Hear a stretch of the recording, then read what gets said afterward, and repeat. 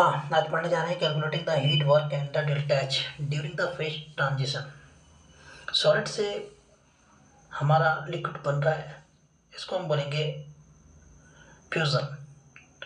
Solid का liquid में convert होना उसके मेल्टिंग पॉइंट पे एट कांस्टेंट टेम्परेचर।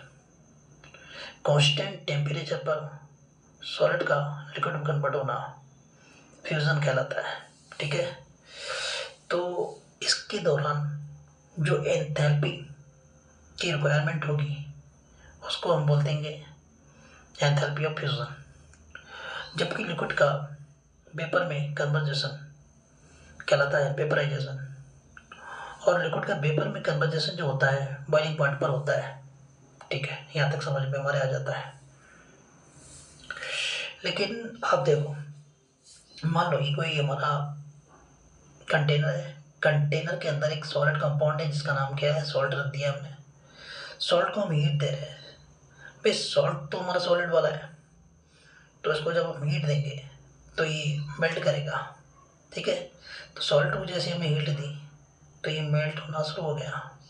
और इस पॉइंट पर आप देखें, यहाँ मेल्टिंग हो रही है, यानी सॉलिड भी है यहाँ पर और लिक्विड भी है। इसलिए इस फेज को हमने बोला ट्रांजिशन फेज, क्योंकि यहाँ से सॉलिड जो है लिक्विड में कन्वर्ट हो रहा है। सॉलिड क्या हो रहा है, सॉलिड यहाँ से लिक्विड में कन्वर्ट हो रहा है। तो आप ध्यान से देखें भाई, इसको हम बोलेंगे मेल्टिंग पॉइंट। ये पॉइंट हमारा क्या है, मेल्टिंग पॉइंट। इस पॉइंट पे हमारी मेल्टिंग हो रही है। ठीक है, टेम्परेचर का ये वाला जो पॉइंट है ये मेल्टिंग पॉइंट है। सॉलिड यहाँ पर मेल्ट कर गया, सॉलिड को हमने फिर गर्म करना शुरू कर दिया। सॉलिड तो हमारा लिक्विड बन चुका है, और भाई लिक्विड बन गया तो उसका टेम्परेचर और बढ़ रहा है। भाई लिक्विड बना, लिक्विड का टेम्परेचर और बढ़ा, तो एक पॉइंट ऐसा आएगा जहाँ पर लिक्विड और वेपर दोनों देखने को मिलेंगे आपको। लिक्विड भी मिलेगा, लिक्विड भी देखने को मिलेगा, वेपर भी देखने को मिलेगा। इसी फेज को हम क्या कहते हैं, वेपराइजेशन। और इस फेज में जब भी ट्रांजिशन होता है तो ट्रांजिशन फेज में डेल्टा टी मतलब कि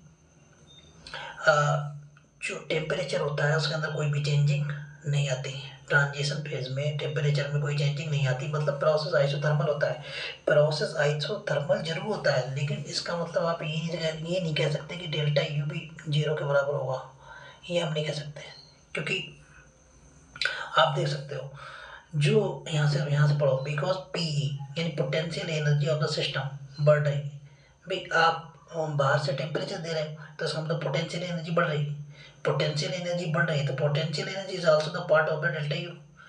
पोटेंशियल एनर्जी भी डेल्टा यू का पार्ट है, डेल्टा यू का पार्ट है पोटेंशियल एनर्जी।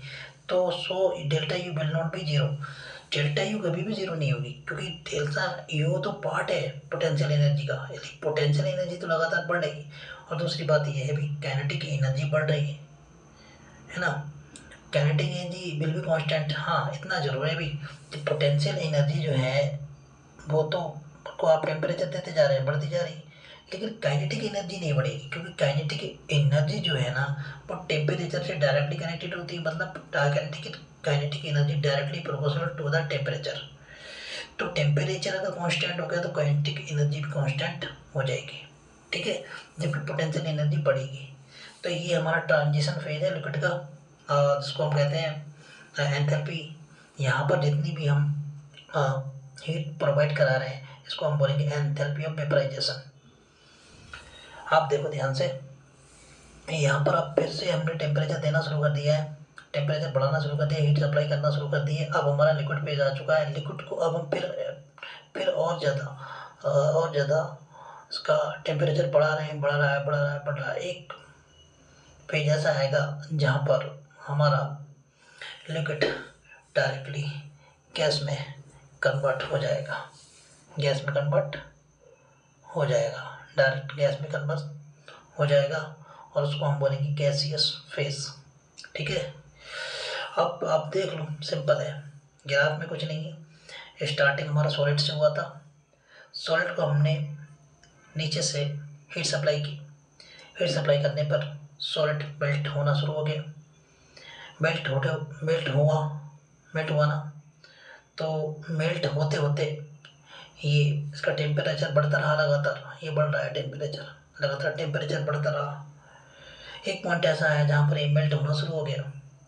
जहाँ पर ये मेल्ट हो रहा था उसको हमने बोला फेज ऑफ ट्रांजिशन, और जहाँ पर ये मेल्ट हो रहा था उसको क्या बोला हमने, मेल्टिंग पॉइंट। और जहाँ तक मेल्टिंग पॉइंट तक ले जाने के लिए जितनी हीट की हमें रिक्वायरमेंट थी, जितनी एनर्जी की हमको रिक्वायरमेंट थी, उस एनर्जी को हमने बोला हीट ऑफ द फ्यूज़न। ठीक है, enthalpy of the fusion. Melting point यानी सॉलिड को मेल्टिंग पॉइंट तक पहुंचाने के लिए जितनी हीट की हमें रिक्वायरमेंट थी, उस हीट का हमने नाम दिया हीट ऑफ द फ्यूज़न। ठीक है, अब हमने फिर से जब हमारा फेज चेंज हो गया, फेज चेंज होने के बाद यहाँ से इस पॉइंट से जब फेज चेंज हो गया यानी कि हमारा लिक्विड बन चुका है, लिक्विड बनने के बाद हमने टेम्परेचर फिर बढ़ाना शुरू किया। अब ये टेम्परेचर बढ़ रहा है लगातार। ठीक है, टेम्परेचर बढ़ता गया। बढ़ने के बाद टेम्परेचर में खूब इंक्रीमेंट आया। इंक्रीमेंट आने के बाद एक पॉइंट हमारा ऐसा आया जहाँ पर हमारा लिक्विड जो है लिक्विड जो है गैस में चेंज होना शुरू हो गया। लिक्विड जो है गैस में चेंज होना, वेपर में चेंज होना शुरू हो गया। लेकिन ये ट्रांजिशन फेज है। ट्रांजिशन फेज में लिक्विड प्लस गैस यानी लिक्विड प्लस वेपर दोनों मिलेंगे आपको। ठीक है, जब इससे आगे टेम्परेचर और बढ़ा हो गया तो आपको प्योरली गैसियस फेज मिलेगा। ठीक है, बस यही ग्राफ बताता है। तो ठीक है, समझ में आ गया होगा आई थिंक। तो आपने क्या समझा भाई, जहाँ पर ट्रांजिशन फेज आता है, ट्रांजिशन फेज में पोटेंशियल एनर्जी बढ़ रही होती है, सब्सटेंस की पोटेंशियल एनर्जी बढ़ रही होती है, इसलिए डेल्टा यू जीरो नहीं हो सकता। लेकिन डेल्टा टी यानी आइसोथर्मल प्रोसेस हो जाता है, वहाँ पर क्या होता है, पोटेंशियल एनर्जी बढ़ रही होती है। तो डेल्टा टी में कोई जो फेज चेंज होता है ना जब हमारा, तो फेज चेंज होने पर टेम्परेचर बढ़ता नहीं है, टेम्परेचर बढ़ता नहीं बल्कि हीट की सप्लाई बढ़ जाती है। हीट की सप्लाई बढ़ जाती है, हीट की सप्लाई तो बढ़ जाती है, लेकिन टेम्परेचर नहीं बढ़ता। क्योंकि टेम्परेचर जो हम हीट बढ़ाते हैं वो हीट सारी की सारी टेम्परेचर बढ़ाने में यूज नहीं होती, वो फेज चेंज करने के लिए यूज होती है। टेम्परेचर बढ़ाने के लिए वो जितनी भी हीट हमने दी है वो टेम्परेचर बढ़ाने के लिए फेज ट्रांजिशन के दौरान यूज नहीं होती है, वो फेज को चेंज करने के लिए यूज होती है। इसीलिए at the time of the phase transition the temperature is constant, यानी ये आइसोथर्मल प्रोसेस होता है। अब आइसोथर्मल प्रोसेस है तो आप ये नहीं कह सकते भाई डेल्टा यू भी जीरो हो गया, क्योंकि लगातार पोटेंशियल एनर्जी बढ़ रही है सब्सटेंस की, इसलिए डेल्टा टी जीरो है लेकिन डेल्टा यू जीरो नहीं है, क्योंकि पोटेंशियल एनर्जी बढ़ रही है। ठीक है, अब टेम्परेचर पर डिपेंडेंट कौन होती है, काइनेटिक एनर्जी। काइनेटिक एनर्जी का कनेक्शन डायरेक्ट टेम्परेचर से है, तो काइनेटिक एनर्जी यहाँ पर चेंज ट्रांजिशन फेज में काइनेटिक एनर्जी भी चेंज नहीं होगी। ठीक है, ठीक है, बस इतना ही समझना था। आज के लिए इतना ही काफ़ी है। Wish you all the best. Thank you.